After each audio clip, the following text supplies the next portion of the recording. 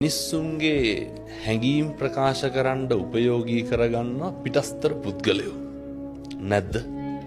දැන් කේන්තිය ආපුහම කේන්තිය ඇති වෙන්නේ කොහෙද?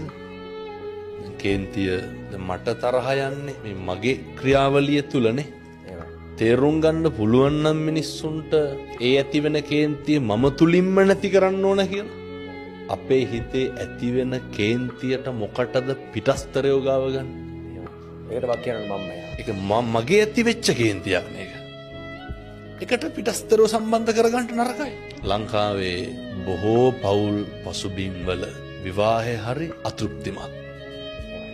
හේතුව කාරණා දෙකක් තියෙනවා. එකක් බිරිඳට ස්වාමියා සැකයි. අනිත් එක ස්වාමියාට බිරිඳ සැකයි. එහෙම නැත්නම් ඔය බේබදුකම හැබැයි කමක් මොකක් හරි මොක්කට හරි අර තානියම් දෙයක්. තාවකාලික සැපයක් වෙනුවෙන් මිනිස්සු සදාකාලික දුකකට අතවනන්න හදනවන්නේ සමහරක් වෙලාවට. අනියම කියලා කියන්නේ ඒකට. ගිනියමක්ම තමයි ඒක.